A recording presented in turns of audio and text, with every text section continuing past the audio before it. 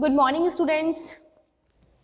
तो आज हम लोग जो न्यूक्लियर फिजिक्स में हम लोगों का टॉपिक चल रहा था स्टूडेंट्स लास्ट टाइम पर, बाइंडिंग एनर्जी, अनपैकिंग फ्रैक्शन। ठीक, हमने अब तक क्या टॉपिक पढ़ा है students? Binding energy and packing fraction. ठीक है बच्चों, बाइंडिंग जो एनर्जी थी वहां हम लोगों ने देखा, इसको हम लोग बी से लिख रहे थे, बीई से लिख रहे थे, मतलब बाइंडिंग एनर्जी। बाइंडिंग एनर्जी क्या हो रहा था? बाइंडिंग एनर्जी का अगर हम एक बार मतलब देखें तो हमने देखा था कि कोई भी न्यूक्लियस जिसको एक स्टेबिलिटी मिलने के लिए, ठीक है, कोई भी न्यूक्लियस जिसकी इसलिए हमें स्टेबिलिटी चाहिए कि वो एक स्टेबल रहे, वो किसकी वजह से रहता है? बाइंडिंग एनर्जी की वजह से। ठीक है बच्चों, अगर बाइंडिंग एनर्जी जितनी ज़्यादा होगी, हम कहेंगे कि वो जो न्यूक्लियस है वो उतना ही ज़्यादा क्या है? स्टेबल है। क्लियर बात समझ आ रही है? बाइंडिंग एनर्जी जितनी ज़्यादा होगी, क्या कहेंगे? इतना ज़्यादा स्टेबल है, क्योंकि वो उतना ज़्यादा पास पास बंधे हुए हैं। और जो हमने पैकिंग फ्रैक्शन देखा था वो बेसिकली रेशो था मास और एटॉमिक मास नंबर एग्जैक्ट मास के साथ में। ठीक है, तो फिर उसके बाद में स्टूडेंट हम लोगों ने इसके ऊपर कुछ क्वेश्चंस किए थे, जिसमें हम लोगों ने मास डिफेक्ट निकाला और फिर बाइंडिंग एनर्जी देखी थी उसके लिए, और फाइंड करना सीख गए थे। तो आज जो हम लोगों का जो आज का टॉपिक है वो ये है, variation of binding energy with mass number. ठीक है, क्या टॉपिक है आज का हमारा स्टूडेंट्स? वेरिएशन ऑफ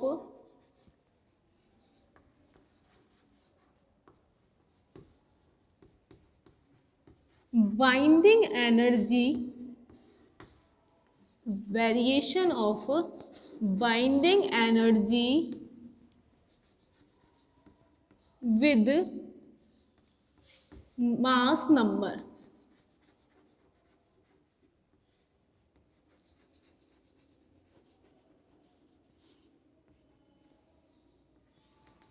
देखिए, हमारा जो आज का टॉपिक है variation of binding energy with mass number, ये क्या बताना चाहता है? ठीक बच्चों, जब हम इस टॉपिक को स्टार्ट करेंगे हम इसमें एक कर्व देखेंगे। ठीक है, जो कर्व हम लोगों को न्यूक्लियर फिजिक्स ने दिया है, उस न्यूक्लियर फिजिक्स के थ्रू, उस कर्व के थ्रू हम हर एक पॉइंट पर देखेंगे कि हर एक मास नंबर के साथ में बाइंडिंग एनर्जी जो है वो इंक्रीज हो रही है, डिक्रीज हो रही है, और अगर वो इस तरीके से हो रही है तो उसके पीछे का रीजन क्या है। ठीक है, तो आज का हमारा टॉपिक है variation of binding energy with mass number. ठीक है, तो एक बार थोड़ा सा स्टार्ट करते हैं। देखिए, सबसे पहले हम इसके लिए कर्व बनाते हैं। क्या बनाया हम लोगों ने बच्चों? इसके लिए एक कर्व बनाया। ठीक, ये जो एक्सिस है जिसे हम वाई एक्सिस बोलते हैं, इसे हम क्या बोलते हैं? X axis. बच्चों, इस अगर एक्स एक्सिस पे मैंने जो वैल्यू ली है वो किसकी है? मास नंबर की। ठीक है, और यहां जो हम लोग वैल्यू एक्स एक्सिस के बजाय जो वाई एक्सिस है वहां जो ले रहे हैं बच्चों, वो ले रहे हैं हम बाइंडिंग एनर्जी पर न्यूक्लियन। ठीक है, जो इस तरीके से कुछ इंक्रीज हो रही है और ये कहाँ जा रही है? इस तरफ जा रही है। बच्चों, जो बाइंडिंग एनर्जी पर न्यूक्लियन ले रखी है उसकी कोई ना कोई क्या होगी हम लोगों के पास में? यूनिट होगी, जो किस में है? मेगा इलेक्ट्रॉन वोल्ट में। ठीक है, अब देखिए, अगर मैं इस चीज को देखती हूं, ये वाला कर्व और ये जो हम कर्व बना रहे हैं, पहले तो ये बताना क्या चाहता है? देखिए, बाइंडिंग एनर्जी पर न्यूक्लियन, ये वाली लाइन है जिसे हम B/A बोल सकते हैं, और इसी बात को ये भी बोलते हैं बच्चों B का बार, B बार। ठीक है, बाइंडिंग एनर्जी पर न्यूक्लियन। अब ये हम लोगों को बेसिकली एक रेशो देती है, जिसको अगर मैं एक डिनोट करते हैं इस तरीके से 0, 1, 2,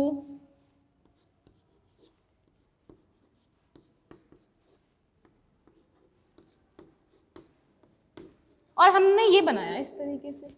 ठीक, अब आपको पता है मास नंबर हमारा जब इंक्रीज हो रहा है तो बाइंडिंग एनर्जी पर न्यूक्लियॉन जो है वो एक किस तरीके का ग्राफ बना रही है उसके बारे में हम देखते हैं। ठीक है, तो देखिए हमने यहां से इसको लेना स्टार्ट किया बच्चों हाइड्रोजन के लिए। हाइड्रोजन के लिए जब हम देखते हैं फिजिक्स में तो इसकी वैल्यू कुछ इस तरीके से इंक्रीज होती है, ये इंक्रीज हुई। ठीक, मैंने कहा ये क्या दे रखा है हम लोगों को 2H, ठीक, हाइड्रोजन। ठीक है, और फिर हम लोग देखते हैं कि जो इसकी वैल्यू है वो हमें यहां क्या दे रही है, हीलियम।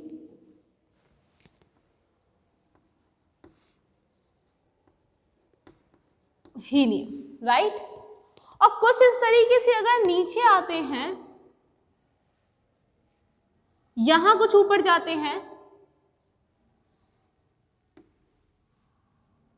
इस तरीके से, तो स्टूडेंट्स हमें यहां क्या मिलता है, लिथियम की मिल रहा है। और उसके बाद में इन कर्व पे मिलता है 12 कार्बन, और यहां क्या मिल रहा है हम लोगों को, ऑक्सीजन। ठीक है, कुछ इस तरीके से। और फिर हम लोगों ने देखा इसका जो कर्व है वो हाईएस्ट यहां तक गया, राइट। कहां तक गया, हाईएस्ट गया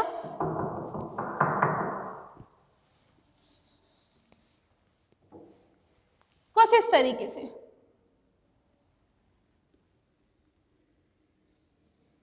कुछ इस तरीके से हाईएस्ट गया। और उसके बाद में धीरे धीरे वो क्या हो रहा है बच्चों, हाई पॉइंट पे जाकर डिक्रीज हो रहा है। तो हमने यहां देखा हम लोगों को जो ये वाली वैल्यू मिली जो हाईएस्ट थी वो किसकी थी, फेरम की, 56 Fe की थी।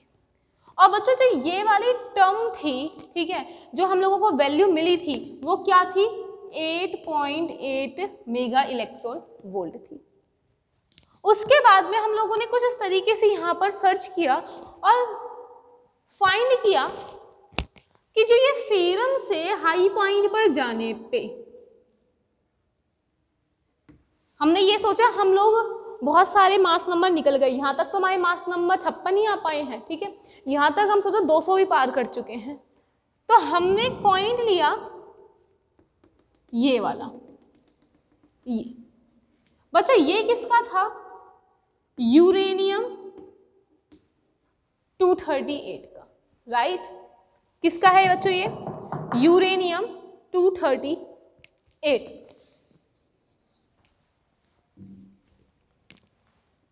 जिसकी वैल्यू हम लोगों को कितनी मिल रही है, 7.6 मेगा इलेक्ट्रॉन वोल्ट। अब देखिए मैंने कहा हम लोग यहाँ क्या ले रहे हैं, बाइंडिंग एनर्जी पर न्यूक्लियॉन। यहां हमने क्या देखा बच्चों, मास नंबर। ठीक, हम हाइड्रोजन से देखना स्टार्ट किया। पहले हाइड्रोजन तक जो टर्म थी हमारी वो इंक्रीज हुई, डिक्रीज हो रही है, फिर कुछ इस तरीके से ये इंक्रीज डिक्रीज, और फिर इस तरीके से ये कुछ चलता रहा और ये इंक्रीज होकर कुछ टाइम बाद में अपने पीक पॉइंट पर जाने के बाद डिक्रीज होकर आगे का देख सकते हैं जैसा भी होगा। ठीक, देखिए हमें इस ग्राफ से क्या समझने को मिल रहा है।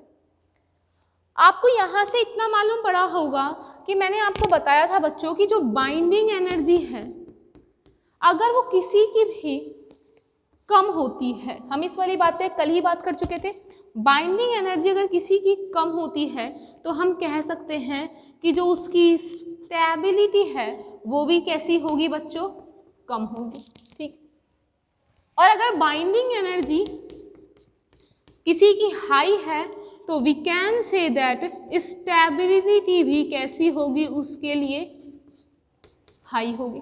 ठीक, तो बच्चों देखिए क्या यहाँ पर हमने जब देखा बाइंडिंग एनर्जी पर न्यूक्लियॉन लो मिल रही थी, 2 हाइड्रोजन मिल रहा था हम लोगों को, मतलब कि यहाँ इसकी जो टर्म है सबसे कम है। हम ये कह सकते हैं इस ग्राफ को देख के कि जो हाइड्रोजन की बाइंडिंग एनर्जी पर न्यूक्लियॉन होती है वो क्या होती है, सबसे कम होती है।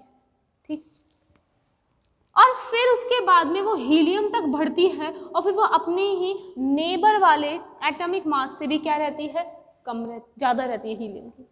और फिर ये देखा इस तरीके से, ये कुछ ऐसा कर्व मिला जिसको कि हम अपनी सिंपली लैंग्वेज में नहीं समझ सकते हैं, ठीक। मतलब उस कर्व को देखकर हम नहीं समझ सकते ये ज़्यादा हाई क्यों है, कम क्यों है, इस तरीके से। तो बच्चों इसके लिए आगे की फर्दर एक रिजल्ट आएंगे, ठीक है। इनका इस तरीके से हाई कम ज़्यादा होना हम इनके रिजल्ट्स में देखेंगे ये क्यों हो रहा है, ठीक है।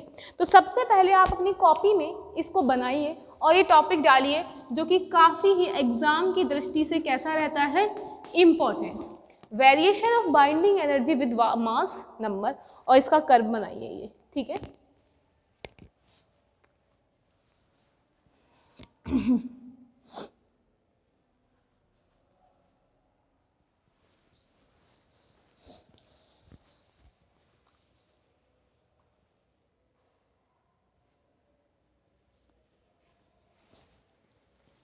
इसे कंप्लीट करने के बाद हम देखते हैं कुछ जो निष्कर्ष निकलेंगे, जो रिजल्ट्स इसके निकलेंगे।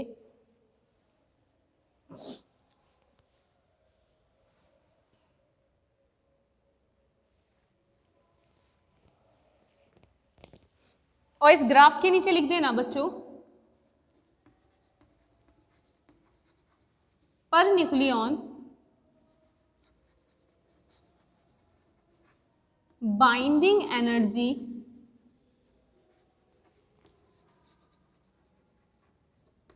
shows the per nucleon binding energy shows the stability of a nucleus.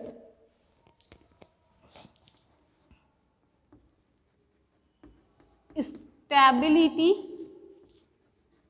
of nucleus, ठीक है। इसे लिखिए, देखिए पहले डायग्राम बनाइए और फिर आपको मैंने बताया ना कि ये क्या बता रहा है हम लोगों को, बेसिकली स्टेबिलिटी। तो मैंने यही लिखा है, पर nucleons binding energy shows the stability of nucleus.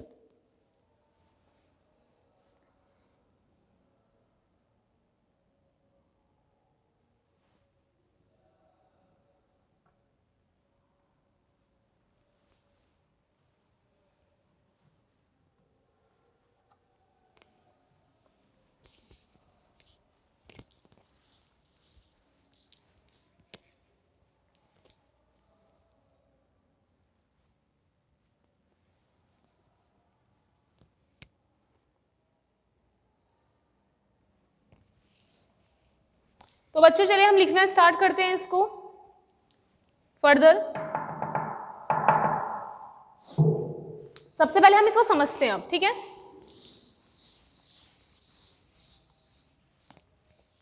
अगर मैं इसके रिजल्ट की बात करते हैं हम स्टूडेंट्स, ठीक है, तो हमने लिखा कि जो इसके रिजल्ट हैं उसमें फर्स्ट नंबर में क्या कह रहा है, देखिए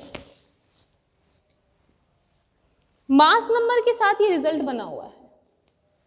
ये किसका है, बाइंडिंग एनर्जी पर न्यूक्लियन का, ठीक है। बस देखो ये 56 Fe है, 56 Fe है। जो 56 Fe है वो बेसिकली क्या होता है, सबसे ज्यादा स्टेबल होता है, राइट। 56 Fe क्या होता है, सबसे ज्यादा स्टेबल होता है। रीजन, क्योंकि मैंने कहा जिसकी बाइंडिंग एनर्जी हम लोगों को ग्राफ में सबसे ज़्यादा दिखेगी वो सबसे ज़्यादा क्या होगा, स्टेबल। हम ये भी कह सकते हैं मोस्ट स्टेबल होता है, ठीक। बच्चों देखिए सबसे, अगर मैंने कर्व देखा सबसे पहले, ये सब टर्म्स कैसी नज़र आ रही है हम लोगों को, कम नज़र आ रही है। अगर मैं एक अपने आप में ये मान लेते हैं हम लोग, ये वाली टर्म इस तरीके से ऐसे, तो क्या मेरे को ये पूरे कर्व के अंदर सिर्फ यही टर्म है जो ऐसे कह सकती हूँ कि जिनकी बाइंडिंग एनर्जी पर न्यूक्लियन सबसे कैसी है, ज़्यादा, जिसमें से मोस्ट वर्ड है मोस्ट स्टेबल, वो किसके लगा देंगे, Fe के लिए। तो मैंने कहा बच्चों की जो 50 से 100 तक के बीच के लिए अगर हम बात करते हैं, 50 से 100 के बीच में जो भी न्यूक्लियस होंगे, ठीक है, उनकी बाइंडिंग एनर्जी पर न्यूक्लियन क्या होती है, सबसे हाई होती है, ठीक है। अब ये इस तरीके से हाई है, राइट। तो ये सब यहाँ से आने वाले यहाँ तक के 50 से 100 में आने वाले रीजन के अंदर जो भी मास नंबर्स आएंगे वो कैसे होंगे, सबसे ज़्यादा स्टेबल होंगे। तो हमारा फर्स्ट पॉइंट यही है, और जिसमें Fe56 क्या है, मोस्ट स्टेबल है। ठीक है, तो फर्स्ट पॉइंट लिखिए बच्चों, मैं बोल रही हूँ इन्हें और आप राइट डाउन कीजिए।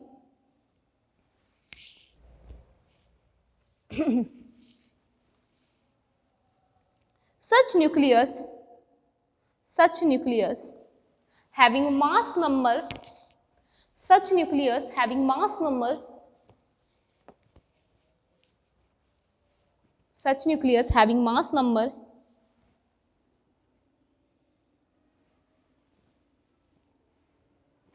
such nucleus having mass number in between 50 and in between 50 and 100, जिनके जो मास नंबर्स है वो बेसिकली 50 और 100 के बीच में आए। ठीक है, such nucleus having mass number in between 50 and 100 have maximum per nucleon binding energy, have maximum per nucleon binding energy. Hence these nucleus are stable. Hence these nucleus are stable. ठीक है, full stop. और इसके बाद लिखिए,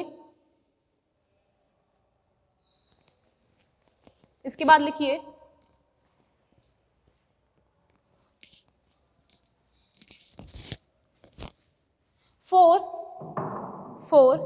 Fe56 for Fe, बच्चों ये अपन ने नीचे लिख दिया क्या, for Fe56 atomic mass number ऊपर होता है, यहाँ पे Z होता है ना, for Fe56 binding energy per nucleon is maximum. for Fe56 binding energy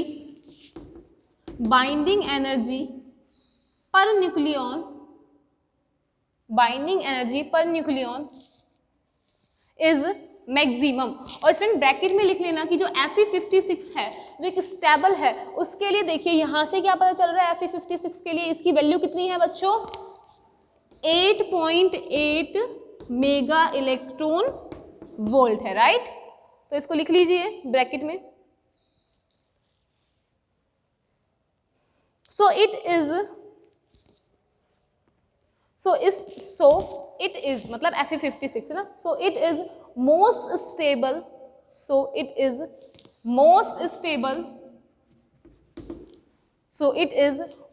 stable nuclei in nature, right?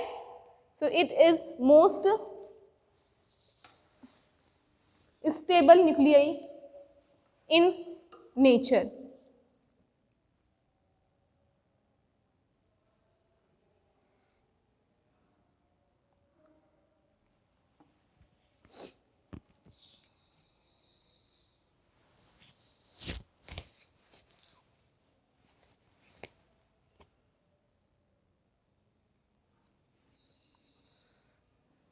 तो स्टूडेंट यहां तक आपने लिखा,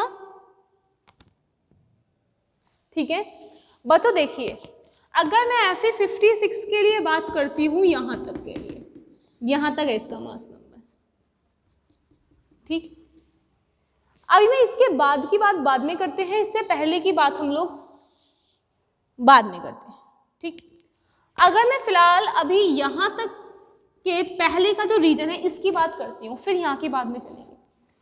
तो बच्चों अगर हम यहाँ से देखें ये 2 वाले नंबर से, और मैं अगर 20 तक की बात करूँ, यहाँ तक की कोई बात करूँ, मीन्स 2 से 20 तक की अगर हम लोग डिस्कस करते हैं, बात करते हैं, तो देखो हम क्या देख रहे हैं। हाइड्रोजन है वो सबसे कम है बाइंडिंग एनर्जी, और हीलियम की ज़्यादा, फिर कम, ये ज़्यादा कम, इस तरीके से हो रही है स्टूडेंट्स। क्या आपको इससे देखने से ऐसा नहीं लग रहा है कि इनमें कुछ पर्टिकुलर एटम्स हैं, पर्टिकुलर न्यूक्लियाई हैं, जिनकी बाइंडिंग एनर्जी पर न्यूक्लियन तो ज़्यादा है और बाकियों की कैसी है, कम है। मतलब पर्टिकुलर के लिए है। अगर मैं बात करती हूँ सेकेंड पॉइंट के लिए कि जो 2 से 20 तक के लिए कुछ पर्टिकुलर ही न्यूक्लियाई हैं जिनके लिए इनकी बेसिकली वैल्यू जो है ज़्यादा है। किस किस के लिए ज़्यादा है? 4 हीलियम के लिए ज़्यादा है, 12 कार्बन के लिए और 16 ऑक्सीजन, इनके लिए स्टूडेंट ज़्यादा हो रही है हमारे पास में। बच्चों इसको देखने से ऐसा कुछ नहीं लग रहा कि देखो हाइड्रोजन, हीलियम, लिथियम, देखो इसका ही पड़ोसी है, हमें कुछ ऐसा मिलता है hydrogen, helium, lithium, beryllium, boron और कार्बन, नाइट्रोजन, ऑक्सीजन। ठीक, जो सबसे ज्यादा है वो किसकी है? हीलियम की है, कार्बन की है और ऑक्सीजन की है। बाइंडिंग एनर्जी पर न्यूक्लियॉन देख लीजिए सबसे ज्यादा किसकी? ये अपने ही जो नेबर वाले हैं उनसे भी ज़्यादा है, बाकियों की देखो डिक्रीज है। ऐसा क्यों है? हम तो ये देख रहे हैं कि मास नंबर बढ़ते जाता है जिस तरीके से, तो उसकी जो वैल्यू है सबकी वो कैसी होगी? इंक्रीज होगी। लेकिन यहाँ अगर हम पर्टिकुलर अगर केस में बात करें तो मैं बोल सकती हूँ कि जो हीलियम है उसका एटॉमिक मास नंबर कितना होता है? 4। ठीक, कार्बन के लिए हम कितना लेते हैं स्टूडेंट्स? 12 और 16 किसके लिए ले रहे हैं? इसके लिए। ठीक, तो इसके लिए एक पर्टिकुलर केस है बच्चों कि जो मल्टीपल इंटीग्रल होता है, किसका? Multiple integral of 4 means 4 into 3, 4 into 4, मतलब मल्टीपल किसका है? ये 4 का है। बाकी इनमें से कोई भी मल्टीपल 4 के नहीं बन रहे हैं। तो जो मल्टीपल ऑफ 4 हैं बच्चों वो कैसे होते हैं? एक पीक पॉइंट के लिए होते हैं और बाकियों के लिए इसकी वैल्यू अपने ही नेबर से कैसी होती है? कम होती है। ठीक है, एक बार अगेन बोल रही हूँ, हमारा जो सेकंड पॉइंट है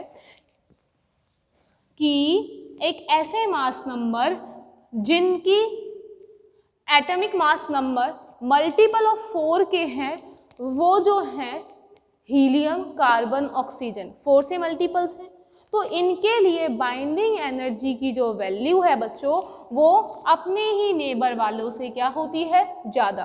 देख लीजिए हीलियम के बाद लिथियम आ रहा है, बढ़ना तो इसको इस तरीके से चाहिए था, हीलियम से ज़्यादा लिथियम क्यों नहीं चाहिए थी, लेकिन लिथियम की देखो वैल्यू कम है। रीज़न क्योंकि वो किसमें है? 4 का मल्टीपल है और लिथियम 4 का मल्टीपल नहीं है। तो स्टूडेंट हम सेकंड वाले पॉइंट को अगर लिखना स्टार्ट करें तो एक बार इसमें लिखिए from the mass number, second point में लिखना है आपको बच्चों ये, from the mass number ranging between 2 to 20, 2 से लेके 20 तक के लिए ना, from the mass number ranging between 2 to 20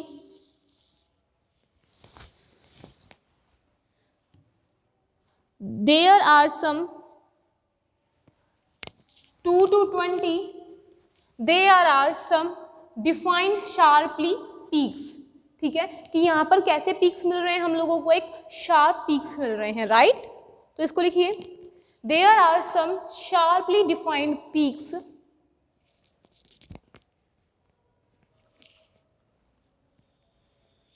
corresponding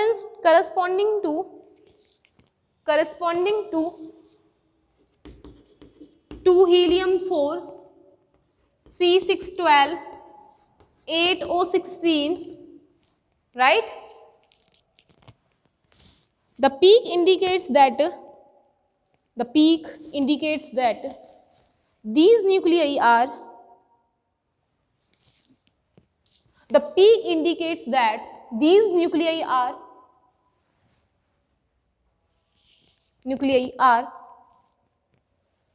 relatively more stable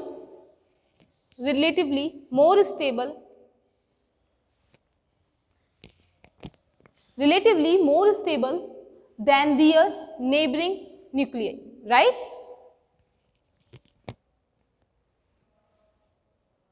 Because here mass number is integral multiple of 4. Because here mass number is integral multiple of 4। तो बच्चों एक first इसकी सेकंड पॉइंट वापस एक बार रीड कर रही हूं मैं, देखना आप चेक करें। From the mass number ranging from 2 to 20 there are some sharply defined peaks corresponding to 2He4, 6, C12, 8O16.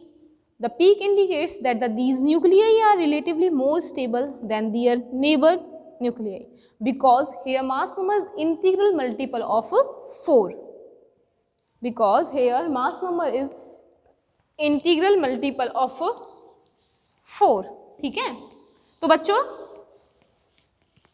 ये बात आई हमारी सेकंड पॉइंट की। अब हम थर्ड पॉइंट की बात करते हैं। ठीक है, अगर हम Fe56 जो दे रखा है उससे अगर हम एटॉमिक मास आगे और बढ़ते जाते हैं तो हम लोग क्या देखते हैं कि जो Fe56 है उससे हमारा इस साइड जाने पे बाइंडिंग एनर्जी पर न्यूक्लियन है वो कैसी हो रही है, डिक्रीज हो रही है। तो हम यहाँ पे क्या कह सकते हैं कि इनकी जो स्टेबिलिटी है वो बेसिकली क्या हो रही है, कम हो रही है। ठीक है, तो जो स्टेबिलिटी है, अगर मैं बात करूँ स्टेबिलिटी की, तो वो किसकी सबसे कम होगी, जो एटॉमिक मास नंबर सबसे ज़्यादा होंगे। ठीक है, तो स्टूडेंट्स इसमें थर्ड पॉइंट लिखिए, थर्ड पॉइंट लिखिए इसमें, such nuclei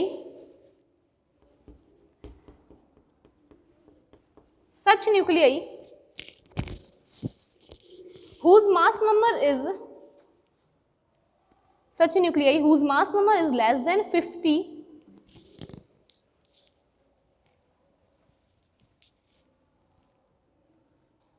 whose mass number is less than 50, ठीक है, 50 से कम वालों की भी है ना, and greater than 150 and greater than 150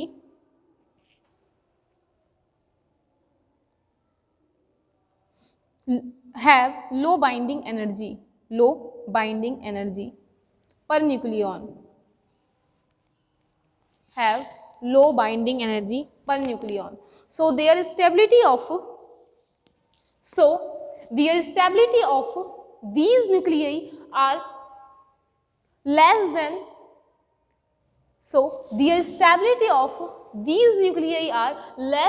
Fe56, right. तो ये हमारा थर्ड पॉइंट हुआ हमारा क्लियर। ठीक है, कि जो इनकी स्टेबिलिटी है वो Fe56 में से भी क्या होगी, कम होगी। अब बच्चों बात करते हैं हम लोग थर्ड पॉइंट की। थर्ड पॉइंट में देखिए आप लोग, यहां से आपने क्या देखा, ये वाले कम एटॉमिक मास नंबर वाले हैं, ये कैसे हैं बच्चों, ज्यादा एटॉमिक मास नंबर वाले हैं। आपको यहां से दिख रहा है कम वाले भी कम स्टेबल हैं और ज्यादा वाले भी कम स्टेबल। स्टेबल जो है वो बेसिकली यहां से यहां तक वाले हैं, 50 से 100 तक के बीच के।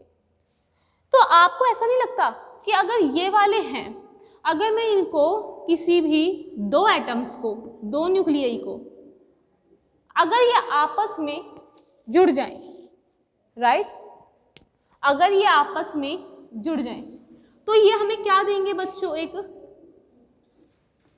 बड़ा न्यूक्लियई, जिसे हम क्या बोल सकते हैं, फ्यूजन। ठीक, तो बच्चों फ्यूजन इसी वजह से होता है कि अगर कोई भी दो छोटे न्यूक्लियाई अगर ऐड होकर एक बड़ा न्यूक्लियाई बना दे तो वो क्या होगा, फ्यूजन। ठीक, ये फ्यूजन का रीजन क्या है, क्योंकि छोटे न्यूक्लियाई आपस में कैसे हैं, अनस्टेबल हैं। छोटों से अगर इनको बड़ा बना के 50 से 56 के बीच में लेके आ जा सके तो ये कैसा हो जाएगा, स्टेबल हो जाएगा। क्लियर। वही इसका देखिए यूरेनियम 238, इसकी वैल्यू कितनी होती है, 7.6। अगर हम इससे भी और नीचे जाते हैं तो ये जो है इसकी स्टेबिलिटी वो क्या हो रही है, डिक्रीज हो रही है। ठीक, मैंने कहा अगर ये जो बड़े वाले न्यूक्लियई हैं, ज्यादा बड़े हैं ये मोस्ट, ये बड़े वालों की भी स्टेबिलिटी कैसी है स्टूडेंट्स, काफी कम है। क्या अगर इनको ये टूट जाए बीच बीच में से तो क्या ये इनके बीच की रेंज में आ जाएंगे, भाई अभी बड़े हैं, एटॉमिक मास ज़्यादा है, जब टूटेंगे तो इनकी भी एज की रेंज में आ जाएंगे, तो क्या होगा, ये स्टेबल हो जाएगा। तो इसीलिए आपने सुना होगा कि जो यूरेनियम 238 है वो एक रेडियो एक्टिव न्यूक्लियाई होता है। रेडियो एक्टिव न्यूक्लियाई का मतलब है जो अपने आप ही डिके होता रहता है। डिके होने का रीज़न क्या है, ताकि वो एक स्टेबल न्यूक्लियाई बन सके। ठीक, तो हमने यहाँ क्या बात करी कि बच्चों ये जो बड़ा वाला है वो बेसिकली क्या होगा, दो छोटों में कन्वर्ट हो जाएगा। तो यहाँ तक की बात क्लियर हो गई आपको, फ्यूजन एंड फिजन, इसे बोलते हैं फ्यूजन और इसे क्या बोलते हैं स्टूडेंट्स, फिजन। ठीक है, तो इसको आप लोग एक बार लिख लेना, फ्यूजन एंड फिजन क्यों हो रहा है, क्योंकि दो छोटे जब आपस में बड़े बनेंगे तो स्टेबल हो जाएंगे और एक बड़ा दो छोटों में कन्वर्ट होगा तो वो स्टेबल हो जाएगा। ठीक है, तो देखिए इसको लिखने स्टार्ट करते हैं स्टूडेंट्स। हमारे कितने पॉइंट्स हो गए हैं, थर्ड। तो नेक्स्ट लिखिए फोर्थ पॉइंट में। ठीक है, फोर्थ पॉइंट में लिखिए below mass number 20, so below mass number 20 per nucleon binding energy become so low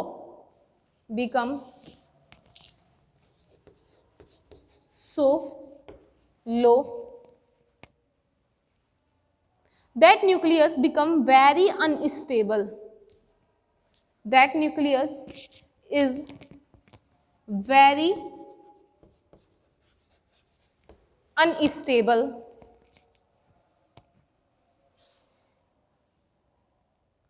so to get stability they undergoes fusion. So get stability they undergoes fusion। मतलब कि जब जो छोटे जो न्यूक्लियाई हैं वो आपस में मिलके क्या बनाएंगे बच्चों, एक बड़ा बना लेंगे, ताकि उनको क्या मिल जाए, एक स्टेबिलिटी मिल जाए। राइट, तो आगे देखिए, इसमें सेकंड लिखते हैं जो नेक्स्ट है इसके अंदर। बच्चों फिफ्थ जो लास्ट पॉइंट है वो क्या कहना चाहेगा आपसे कि जो 100 से 200 के बीच के जो भी हैं, ठीक है, वो क्या करते हैं, आपस में फ्यूजन बनाते हैं। इसका रीजन क्यों होता है फ्यूजन बनाने का, ये अभी कैसा है, अनस्टेबल है, और यहाँ से ये मिलकर कैसे हो जाएंगे, स्टेबल हो जाएंगे। क्योंकि आपको पता है जिनका एटॉमिक मास नंबर ज़्यादा है वो कैसे हैं, एक अनस्टेबल हैं, और वो टूट के कैसे हो जाएंगे, एक स्टेबल हो जाएंगे। राइट, तो यहाँ से लिखना स्टार्ट कीजिए इसके बारे में।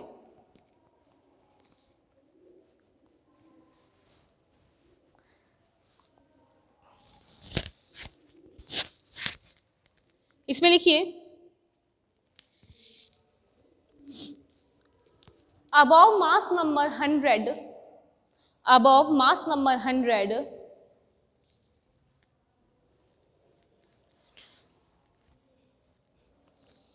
above mass number 100 as the mass number increases the per nucleon binding energy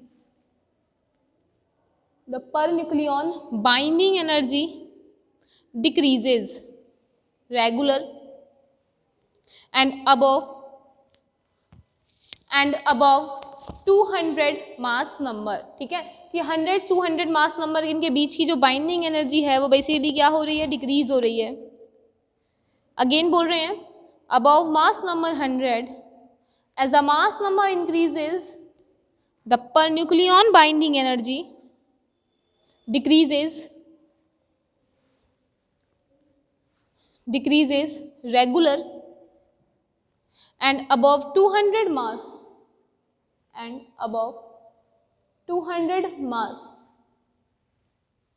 the mass per nucleon binding energy become so minimum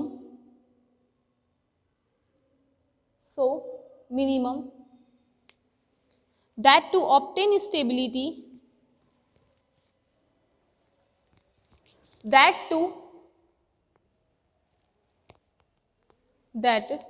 to obtain stability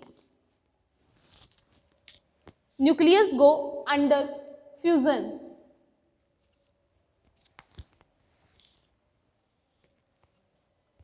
That to obtain stability nucleus go under fission. ठीक है, तो मतलब हमने देखा यहाँ से यहाँ तक के तो क्या फिजन हो रहा है, रीजन क्योंकि ये बड़ा नाभिक है, दो छोटों में टूटेगा, स्टेबल होना है, और ये अनस्टेबल है, बड़ों में बनेगा ताकि वो एक स्टेबल नाभिक होना चाहता है। ठीक है, तो यहाँ तक का हम लोगों का स्टूडेंट ये वाली बात कंप्लीट हुई है। एक बार मैं फोर्थ वाले को वापस रीड कर रही हूँ, फिफ्थ वाले को आप देख लीजिए, चेक करिए। Above mass number 100, as the mass number increases, the per nucleon binding energy decreases regular, and above 200 mass number, the mass per nucleon binding energy become so minimum that to obtain stability, nucleus go under fission. Nucleus go under fission. So student, आज हम लोगों ने क्या देखा? Variation of binding energy with mass number. तो देख लीजिए binding energy का जो वेरिएशन है वो मास नंबर के साथ में किस तरीके से हो रहा है। हमने देखा कि जो भी 4 इंटीग्रल मल्टीपल ऑफ 4 हैं वो तो क्या है, पीक पे हैं अपने ही नेबर वाले से। Fe56 है, उसकी वैल्यू सबसे ज़्यादा होती है, कितनी होती है स्टूडेंट? 8.8 मेगा इलेक्ट्रॉन वोल्ट होती है। जो यूरेनियम 238 होता है उसके लिए इसकी वैल्यू कितनी है बच्चों? 7.6 मेगा इलेक्ट्रॉन वोल्ट होती है। ठीक है, तो यहाँ तक की बात हम लोगों ने कंप्लीट की है। ये इंपॉर्टेंट टॉपिक है आप लोगों के लिए एग्जाम की तरफ से। सो स्टूडेंट, इसको कंप्लीटली अच्छे से देखिए। और फ्यूज़न फिजन ये जो है ये क्या होते हैं इसके बारे में हम अपने आने वाली यूनिट्स में देखने वाले हैं। ठीक है, थैंक यू।